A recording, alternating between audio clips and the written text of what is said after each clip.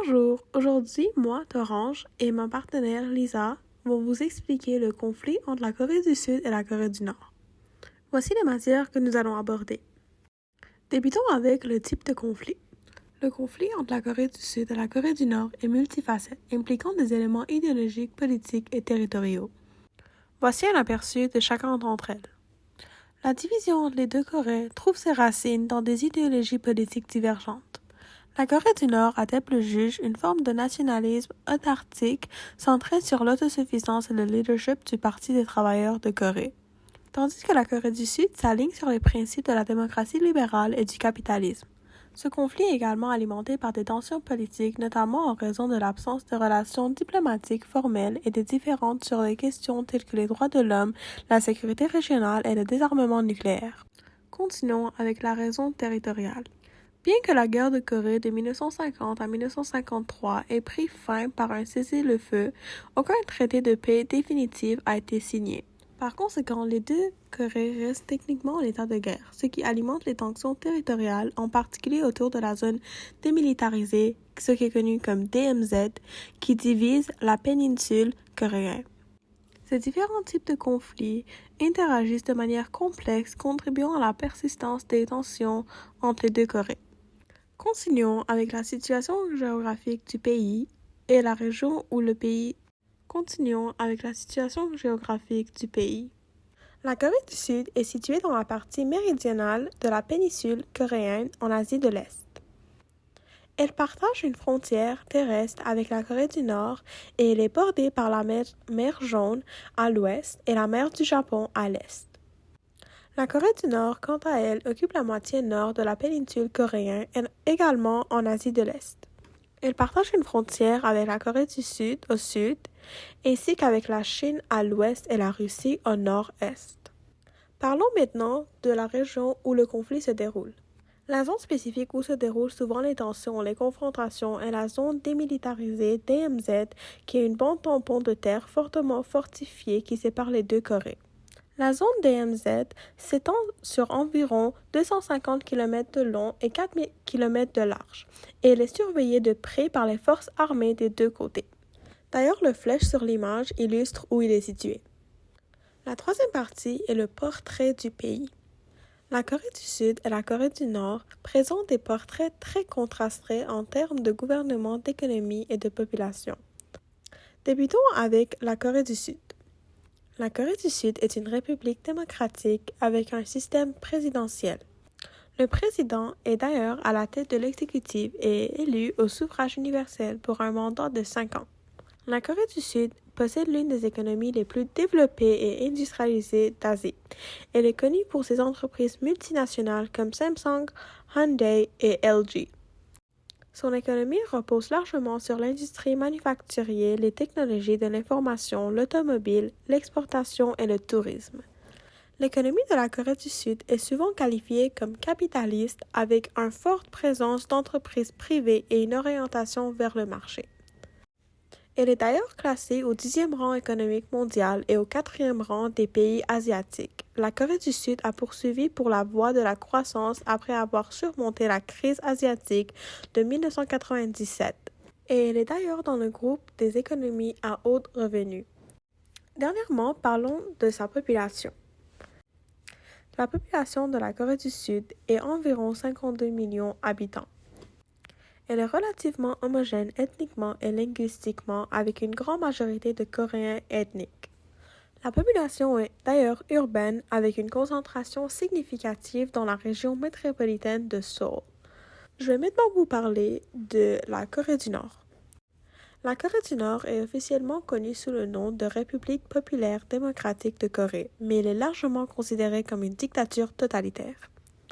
Le dirigeant suprême Kim Jong-un, en 2022, exerce un contrôle absolu sur le gouvernement et la société. Elle a une économie centrée sur l'État, caractérisée par le contrôle étroit du gouvernement sur tous les aspects de la vie économique. Cependant, elle a été confrontée à des défis économiques, y compris la pénurie de nourriture et de ressources, ainsi que des sanctions internationales en raison de son programme nucléaire. L'économie de la Corée du Nord est généralement décrite comme socialiste ou planifiée, où le gouvernement détient le contrôle sur les principaux moyens de production et planifie l'allocation des ressources économiques. En fin de compte, parlons de sa population. La population de la Corée du Nord est estimée à environ 25 millions d'habitants. Elle est principalement composée de Coréens ethniques, mais il existe des rapports de minorités ethniques et des groupes d'ethniques mixtes. La société est très fermée et isolée du reste du monde. En effet, une des raisons pour lesquelles la Corée du Nord est assez renfermée par rapport au reste du monde est à cause du fait que celle-ci a subi beaucoup de conséquences économiques et politiques à cause du fait qu'elle était soumise à un régime communiste avant que la guerre n'éclate. Ainsi, la nation nord-coréenne a voué une assez forte haine aux États-Unis qui représentent d'une certaine manière l'économie mondiale. Pour faire un résumé, la Corée du Sud est caractérisée par une démocratie, une économie développée et une population dynamique, tandis que la Corée du Nord est marquée par un régime totalitaire, une économie centrée et une société renfermée. Donc pour continuer, on va parler en fait de comment est-ce qu'on est arrivé là, donc en fait des raisons de ce conflit. Donc au début du 20e siècle, le Japon s'est énormément développé sur le plan militaire et décide d'attaquer certains pays voisins comme la Chine, la Russie et la Corée. Donc ils vont également coloniser la Corée, puis celle-ci va rester une colonie japonaise jusqu'à la fin de la Deuxième Guerre mondiale parce que en fait le Japon va capituler car celle-ci s'est fait bombarder énormément par les États-Unis, donc notamment à Hiroshima et à Nagasaki.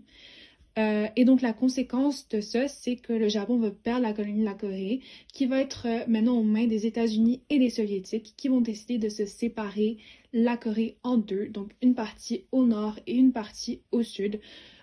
Et en fait, vous l'aurez deviné, la conséquence de ça, c'est l'influence que vont avoir les deux puissances américaines et soviétiques sur les deux régions qu'elles occupent respectivement. Donc, par exemple, les deux puissances vont installer dans chacune des régions qu'elles occupent un système politique, en fait, un gouvernement qui est favorable plutôt à leur idéologie respective. Donc, au sud, les États-Unis vont choisir un chef d'État anticommuniste et au nord, ils vont opter pour un gouvernement qui est évidemment plus communiste. Il faut également savoir que l'ONU était en faveur de ce découpage, sauf qu'il propose qu'il y ait une réunification des deux Corées euh, après quelques années, donc plus précisément en 1950. Euh, Sauf que, avant ça, en fait, en 1950, la guerre de Corée va éclater. Donc, il n'y aura eu aucune réunification qui va être faite.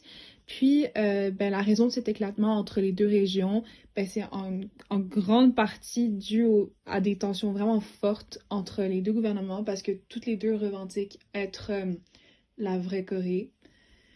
Donc, c'est ça. Donc les acteurs du conflit, donc les groupes en présence, du côté sud, on a les États-Unis et l'ONU, du côté nord, on a la Chine et l'URSS. Donc nous allons continuer en parlant du déroulement. Donc le point de départ, c'est la Corée du Nord, avant que celle-ci décide d'envahir la Corée du Sud. Ensuite, les grandes étapes du conflit, donc les dates importantes. Donc on a 1948, qui est la date où est-ce que les deux pays vont se proclamer indépendants. Ensuite, on a 1950, donc la guerre de Corée va éclater à ce moment-là. L'armée nord-coréenne va envahir la Corée du Sud. Les 200 000 soldats présents nord-coréens vont être équipés par l'URSS, puis très rapidement, la Corée du Nord va prendre le contrôle de la quasi-totalité du pays, donc on parle de 90% du pays, notamment la capitale Séoul.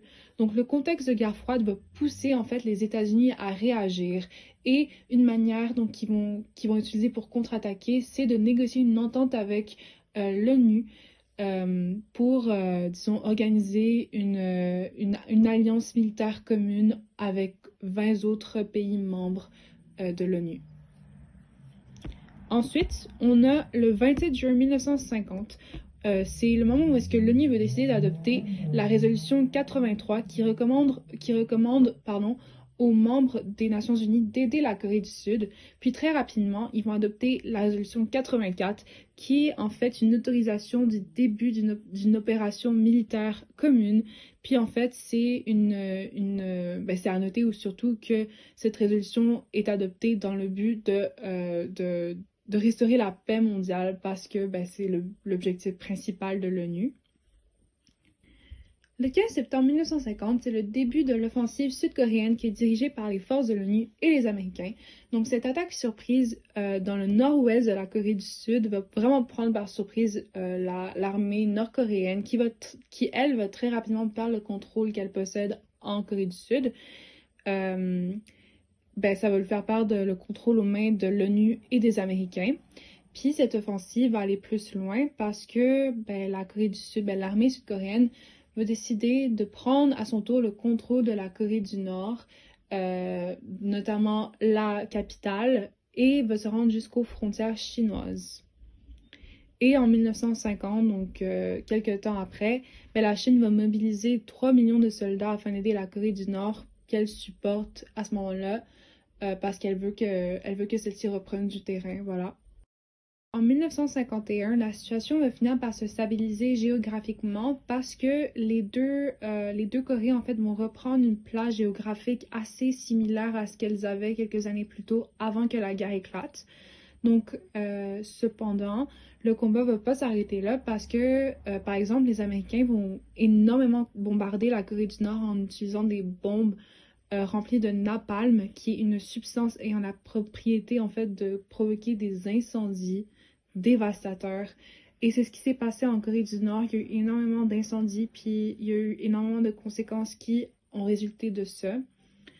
Et le 27 juillet 1953, donc 2 ans après, la Corée du Nord, en fait les acteurs principaux comme la Corée du Nord, la Corée du Sud, la Chine et les États-Unis vont signer une armistice qui en fait signe la fin des combats armés.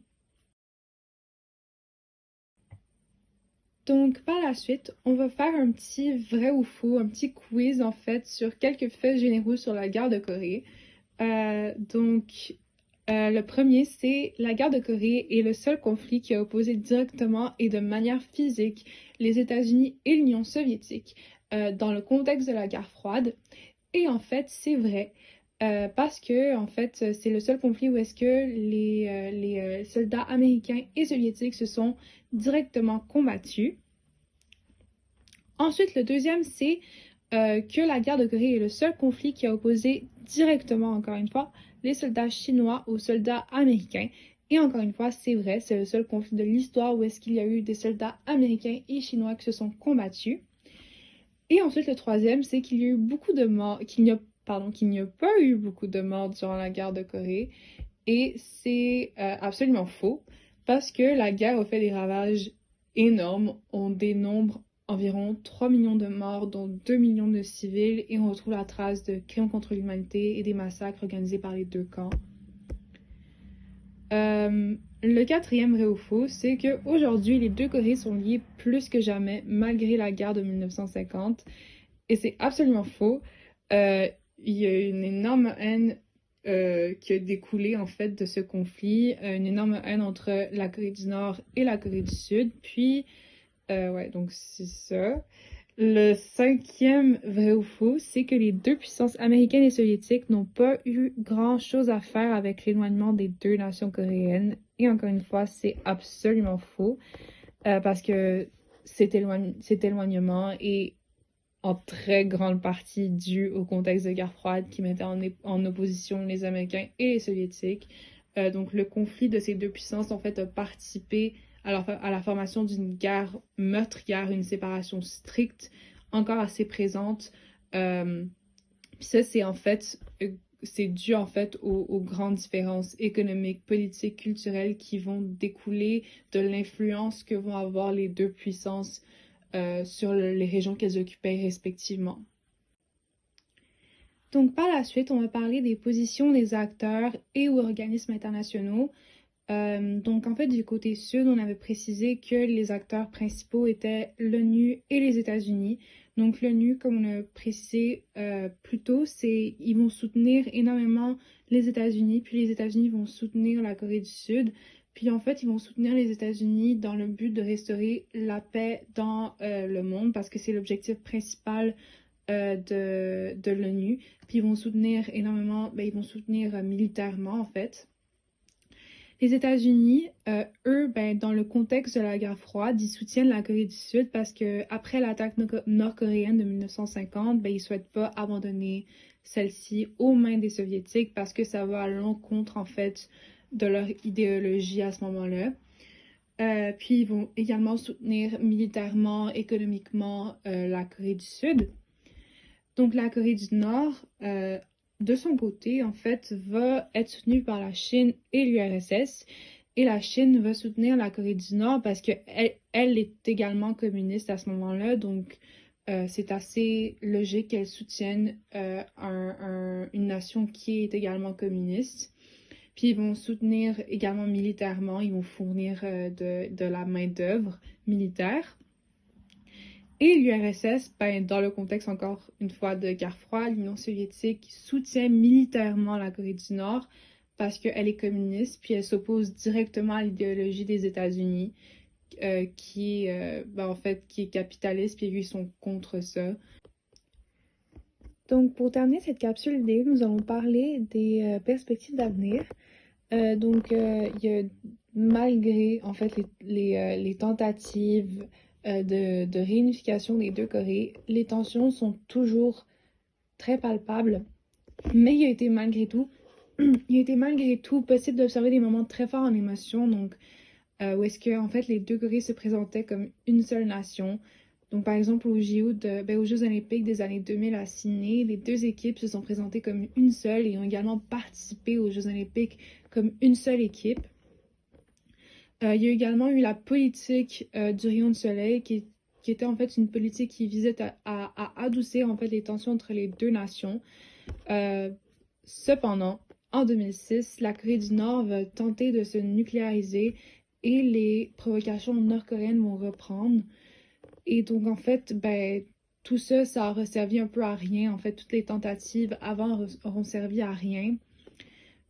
Puis, en fait, une des conséquences du fait que la Corée du Nord va tenter de se nucléariser, c'est qu'en 2010, celle-ci va littéralement faire couler un navire sud-coréen et faire plusieurs morts. Et un autre exemple, c'est que la Corée du Nord va en fait bombarder une île sud-coréenne et va faire des morts, dont des civils. Donc en fait, le conflit entre les deux Corées est divisé en périodes de forte et faible tension. Puis aujourd'hui, on est vraiment dans une période où est-ce que les tensions sont vraiment fortes. Donc par exemple, très récemment, en 2018, les deux chefs de gouvernement vont se rencontrer 3 fois en l'espace de quelques mois, mais ça n'aura abouti à absolument rien, aucun rapprochement, rien. Donc en fait, aujourd'hui, la question d'une réunification entre les deux Corées ne se pose absolument pas. Puis si on devait, disons, s'imaginer la réunification, donc on dirait que dans un monde idéal, la fusion entre les deux nations se ferait en adoptant le modèle sud-coréen qui est majoritairement qui suit la démocratie et le capitalisme. Mais cependant, en fait, les dirigeants nord-coréens seraient absolument contre ça parce que c'est pas du tout leur politique ou leur économie. Donc en fait, la seule perspective d'une réunification des deux Corées que nous envisageons est l'effondrement du régime nord-coréen. Sauf qu'en fait, ce scénario est assez irréaliste dans le sens que le régime nord-coréen c'est quand même assez debout et quand même assez fort malgré les sanctions internationales et la fermeture du pays. Donc c'est ça. Merci énormément de nous avoir écoutés et nous espérons que vous avez appris davantage sur ce conflit.